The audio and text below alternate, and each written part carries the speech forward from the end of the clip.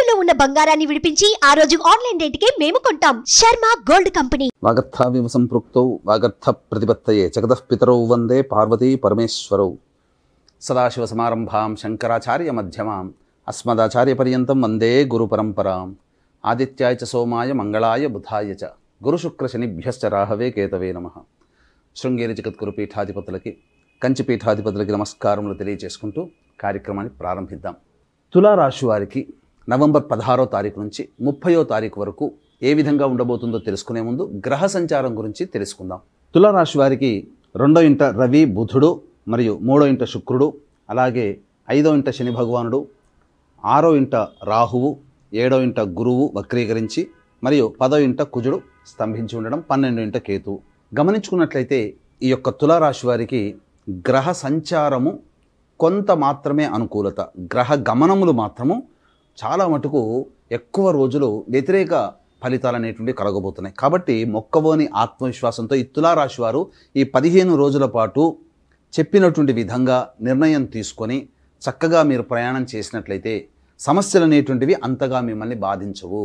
ఎందుకు ఏ వృత్తుల్లో ఉన్నవాళ్ళు ఎలా ఉండాలి అనేటువంటి విషయాన్ని కనుక గమనించుకున్నట్లయితే ముఖ్యంగా గ్రహ సంచారం వలన జరిగేటువంటిది తెలుసుకుందాం. ముఖ్యంగా 2వ స్థానంలో రవి బుధుడు ప్రధానంగా ధనపరమైనటువంటి విషయంలో కొంతవరకు ఇబ్బందికర పరిస్థితులు అనేటువంటివి ఈ యొక్క 15 రోజుల్లో ఉంటాయి. కానీ కొన్ని సందర్భాల్లో సమయానికి డబ్బు అందడం, రాని బాకీలు వసూలడం అనేది జరుగుతుంది. ఇక ముఖ్యంగా 3వ స్థానమందు శుక్ర సంచార ప్రభావం కొంతవరకు అనుకూలత అనేటువంటిది మీకు కలుగుతుంది.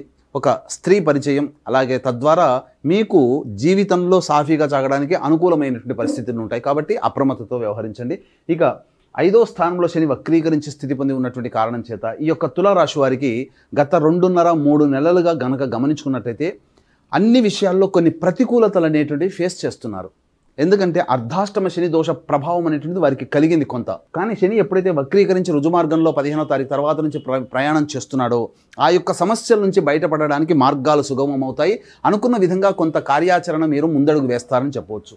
ఇక 6వ స్థానంలో రాహు యొక్క సంచారం అద్భుతమైనటువంటి యోగ ఫలితం అనేటువంటిది కలగబోతుంది. ఇక 7వ స్థానంలో ఇక్కడ ప్రధానంగా 8వ స్థానంలో ఈ సంబంధించినటువంటి గురువు వక్రీకరించినటువంటి కారణం, పైగా ఈ యొక్క సంబంధించినటువంటి విషయాల్లో మీకు గురుబలం పెరగబోతుంది. వచ్చే సంవత్సరం మార్చి వరకు మీకు గురుబలం అనేటువంటిది ఉంటుంది. కాబట్టి ఇట్టి గురుబలం ఉన్నటువంటి కారణం చేత ఎన్ని సమస్యలు వచ్చినప్పటికీ కూడాను, ఎన్ని ఒడిదుడుకులు వచ్చినప్పటికీ కూడాను ఆత్మవిశ్వాసంతో దైవానుగ్రహంతో ముందడుగు వేసినట్లయితే అన్ని సమస్యలు పరిష్కారం అవుతాయి. 10వ స్థానంలో కుజుడు స్తంభించి ఉండడం ఇది మాత్రం కాస్త ఇబ్బందికర పరిస్థితులు. సాఫ్ట్వేర్ రంగంలో ఉన్నటువంటి వారు, అలాగే రైతులు, వ్యాపారస్తులు, కొంతమంది వ్యాపారస్తులు కాస్త జాగ్రత్తలు పాటించాలి. ముఖ్యంగా ఉద్యోగ భద్రతకి మాత్రమే ఎక్కువగా పెద్దపీట వేస్తూ ఉద్యోగస్తులు మాత్రం జాగ్రత్తలు పాటించాలి. కొత్త ఉద్యోగాలు వెతుకులాటలో కొన్ని ఇబ్బందికర పరిస్థితులు ఉంటాయి. కాబట్టి జాగ్రత్తలు పాటించండి. ఇక 12వ ఇంట కేతు సహజంగానే కొంత ఇబ్బందికర పరిస్థితులు, పనులలో ఆటంకాలు అనేటువంటి ఉండడము, వేదాంత ధోరణి తరచూ కనబడుతుండడం అనేటువంటిది మీ యొక్క మాటల్లో తెలుస్తుంది.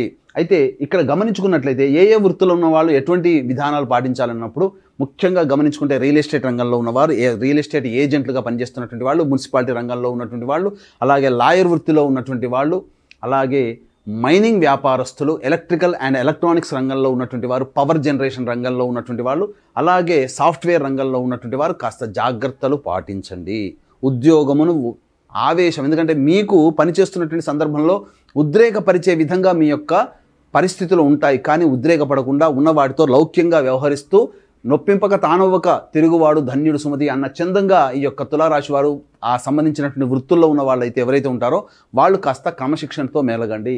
ఇక రియల్ ఎస్టేట్ రంగంలో ఉన్నటువంటి వాళ్ళైతే కొత్తగా వ్యాపారాల జోలికి వెళ్ళకపోవడమే చాలా మంచిదని గమనించుకోవాలి. సమయం అనుకూలంగా లేనప్పుడు మనము తగ్గట్టుగా తగ్గి ఉండడమే మంచిదనే విషయాన్ని గమనించుకోవాలి. ఇక ముఖ్యంగా రైతుల విషయాన్ని గమనించుకున్నట్లయితే కొత్త పంటల జోలికి కానీ వెళ్లకుండా మీకు తెలిసినటువంటి సాధారణ పంటలకు వెళ్ళినట్లయితే అధిక దిగుబడి అనేటువంటిది పక్కకు పెట్టండి. కనీసం మీరు పెట్టిన పెట్టుబడికి లాభం లేకపోయినా మీరు ఆ పెట్టిన పెట్టుబడికైనా కానీ మీరు పొందగలుగుతారు. కొత్త వాటికి వెళ్ళి తెలియని వాటికి వెళ్ళి భంగపడడం తప్ప ఇంకా వేరే పరిస్థితి కనరావడం లేదు. ఇక తులారాశి వారికి గమనించుకున్నట్లయితే గత 4-5 నెలలుగా ఇబ్బందుల్లో ఉన్నటువంటి మీకు ఈ మధ్య కొంత మీ యొక్క ఆలోచనలకి ఊతమిచ్చే విధంగా కొన్ని పరిస్థితులు కలుగుతాయి. భవిష్యత్తు ఆశాజనకంగా ఉండడానికి సహాయ సహకారాలు ఈ యొక్క గురుగ్రహ ప్రభావం వలన తులారాశి వారికి కలగబోతుంది. ఎటువంటి వృత్తుల్లో ఉన్నటువంటి వాళ్ళు అంటే ఇప్పుడు చెప్పబోయేటువంటి వృత్తులు కనుక ఉన్నవాళ్ళు జాగ్రత్తలు పాటించండి, చక్కగా నిర్ణయాలు తీసుకోండి. ఏ రకమైనటువంటి ఇబ్బందులు అనేటువంటి కలగవు. ముఖ్యంగా జ్యువెలరీ రంగంలో ఉన్నవాళ్ళు, ఎడ్యుకేషన్ ఇన్స్టిట్యూషన్లో ఉన్నటువంటి వాళ్ళు, హోటల్ వ్యాపారస్తులు, అలాగే రెస్టారెంట్ బిజినెస్లో నడుపుతున్నటువంటి వాళ్ళు, ఈ ఎఫ్ఎంసీజీ రంగంలో ఉన్నటువంటి వాళ్ళు, జనరల్ స్టోర్ రంగంలో ఉన్నటువంటి వారు, ముఖ్యంగా ఫుడ్కు సంబంధించినటువంటి బిజినెస్లో ఉన్నటువంటి వాళ్ళందరూ కూడా మీరు వ్యాపార విస్తరణకి అడుగులు చకచకా ముందుకు సాగుతాయి. అనుకున్న విధంగా మీకు లోన్లు రావడమో లేకపోతే డబ్బు సహాయ సహకారాలు అందడమో, తద్వారా మీరు వ్యాపార విస్తరణ చేసుకుంటారు. నూతన బ్రాంచ్లు ఏర్పాటు చేసుకోవడానికి మార్గం సుగమం అవుతుంది. కాకపోతే గురువు యొక్క స్థితిగతి ప్రభావం వలన కొంత అనారోగ్య సూచనలు, అలసట, సకాలానికి భోజనం చేయలేకపోవడం అనేటువంటి విషయాలు మీకు గోచరమవుతాయి. కాబట్టి జాగ్రత్తలు పాటించండి. ఫుడ్ విషయంలో డైట్ కంట్రోల్ చేసుకుంటూ మీ యొక్క పనులన్నీ చక్కబెట్టుకున్నట్లయితే మీరన్నీ కూడాను ఈ తులారాశిలో ఉన్నటువంటి వాళ్ళు ఇప్పుడు చెప్పబడినటువంటి వృత్తులు ఉన్న వాళ్ళకి లాభసాటిగా ఉంటుందని చెప్పవచ్చు. ఇక తులారాశి వారికి ప్రధానంగా ఈ శని పంచమ స్థానంలో రుజుమార్గంలో ప్రయాణం చేస్తున్నటువంటి కారణం చేత కొన్ని ఆలోచనలు అనుకున్నటువంటి అన్ని కూడాను పనులు నత్తనడకగా సాగుతూ ఉండడం, కొన్ని ఇబ్బందికర పరిస్థితులు ఉన్నప్పటికీ కూడాను గతం 2-3 నెలలుగా పడినటువంటి కష్టాలకి మాత్రము చెల్లుబాటు అయ్యే విధంగా మీ యొక్క పరిస్థితులు అనేటువంటివి ఉంటాయని చెప్పవచ్చు. ఇక వివాహార్థులకు సంబంధించి యువతి యువకులకి వివాహము నిశ్చయమయ్యే అవకాశాలు ఎక్కువగా గోచరమవుతున్నాయి.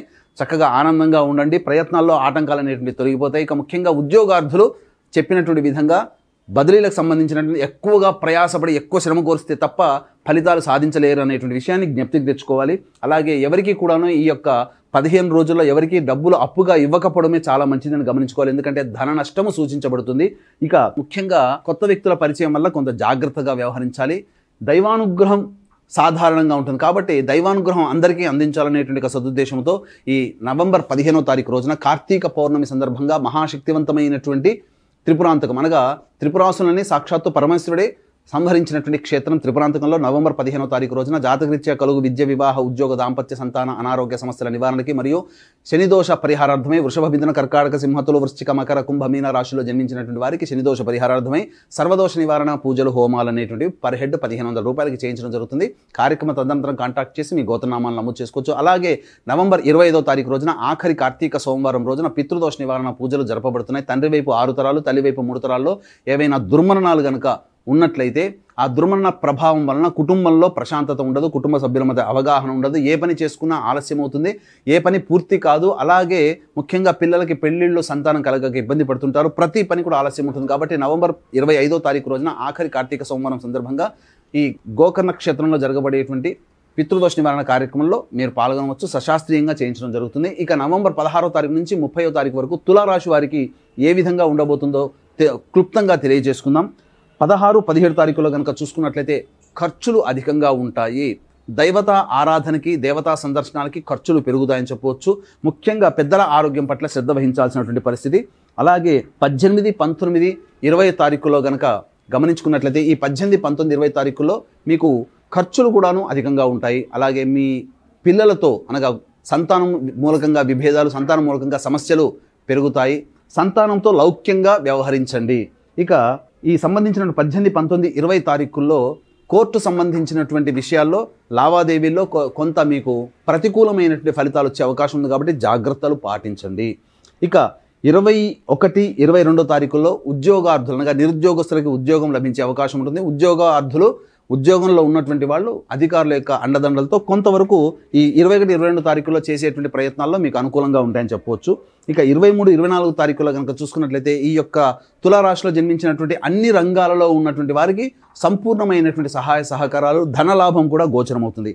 ఇక 25, 26, 27 తారీఖుల్లో కనుక గమనించుకున్నట్లయితే మీకు ప్రతి పనులలో కూడాను ఆటంకం అనేటువంటిది ఉంటుంది. ఖర్చులు అనేటువంటివి అధికంగా ఉంటాయి. అలాగే ఇక్కడ గమనించుకున్నట్లయితే మనశ్శాంతి అనేటువంటిది ఉండదు, ఏ పని చేయాలన్నా కూడా ఆసక్తి ఉండదు. కాబట్టి జాగ్రత్తలు పాటించండి. 28, 29 తారీఖులో కనుక గమనించుకున్నట్లయితే పెండింగ్లో ఉన్నటువంటి పనులన్నీ పూర్తి చేసుకుంటారు. ఒక బాధ్యత కంప్లీట్ అయిందనేటువంటి ఒక సంతోషంతో విందులు వినోదాల్లో బంధుమిత్రులతో పాల్గొంటారని చెప్పవచ్చు. ఇక 30వ తారీఖు రోజున ఖర్చులు అధికంగా ఉంటాయి. కుటుంబ సభ్యులతో మనస్పర్ధలు వచ్చే అవకాశం ఉంది. కాబట్టి మీ యొక్క వాక్కును అదుపులో ఉంచుకొని ప్రయత్నం చేయండి. అలాగే ఈ యొక్క తులారాశి వారికి వచ్చేటువంటి సమస్యలు, సాధారణంగా వచ్చేటువంటి సమస్యల పరిష్కారానికి ప్రతిరోజు సుబ్రహ్మణ్య భుజంగ స్తోత్ర పారాయణము, అలాగే ఈ చంద్రశేఖరాష్టక పారాయణం 3 సార్లు, సుబ్రహ్మణ్య భుజంగ స్తోత్రం 3 సార్లు కనుక పఠించినట్లయితే సమస్యలు తీరుతాయి.